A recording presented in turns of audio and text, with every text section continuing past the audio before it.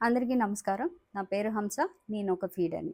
అసలు ఫీడర్స్ అంటే ఎవరు? వీధుల్లో నివసించే జంతువుల్ని, కుక్కల్ని, పిల్లుల్ని, ఆవుల్ని, పక్షుల్ని వాటికి ఆహారం, నీరు, అదే విధంగా మెడికల్ ఫెసిలిటీ అందించే వాళ్ళని ఫీడర్స్ అంటారు. వీళ్ళు సామాన్యమైన పౌరులు.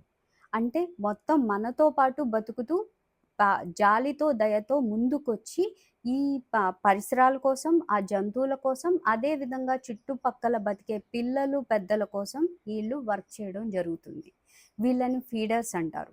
ఆర్టికల్ 51 ఏజీ ప్రకారం ఏవైతే అడవుల్లో గానీ, లేకపోతే మన పరిసర ప్రాంతాల్లో జంతువులు బతుకుతున్నాయో, వాటిలికి ఆహారం, నీరు అందించడం భారతీయ పౌరుడిగా మన ప్రాథమిక విధి.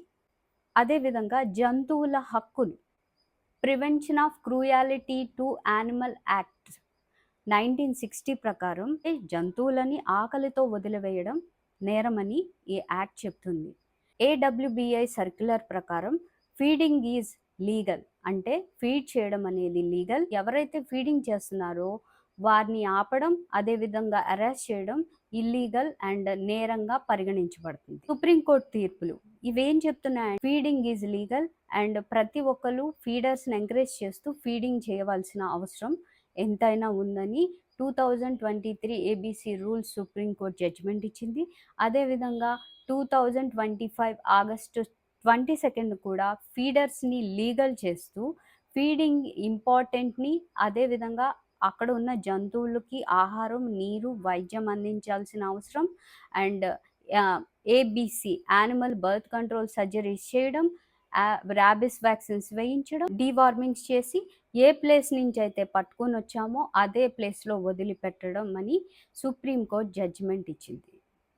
ఈ విధంగా జడ్జిమెంట్లు ఇవి ఉన్నాయండి. వీటితో మీరు పరిరక్షించబడుతున్నారు.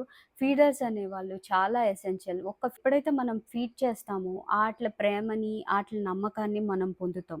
అప్పుడు మాత్రమే మనం పట్టుకొని మున్సిపల్ వాళ్ళకి ఆ కుక్కలు నచ్చినట్లయితే వాళ్ళు ఏబీసీ సర్జరీ చేయించి, అదేవిధంగా ర్యాబిస్ వ్యాక్సిన్, డీవార్మింగ్ చేయించి మళ్ళీ సేమ్ ప్లేస్‌లో వదలగలరు.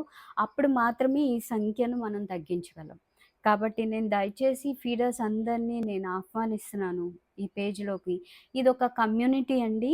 ఇందులో ఫీడర్స్‌ని కాపాడుకోవడం, ఫీడర్స్‌ని కలుపుకోవడం, ఫీడర్స్‌కి మార్గదర్శకాలు ఇవ్వడం, అదే విధంగా జంతువుల హక్కుల పట్ల అండ్ జంతువుల పట్ల నిలబడటం ఫాలో అవ్వాల్సిందిగా నేను కోరుతున్నాను.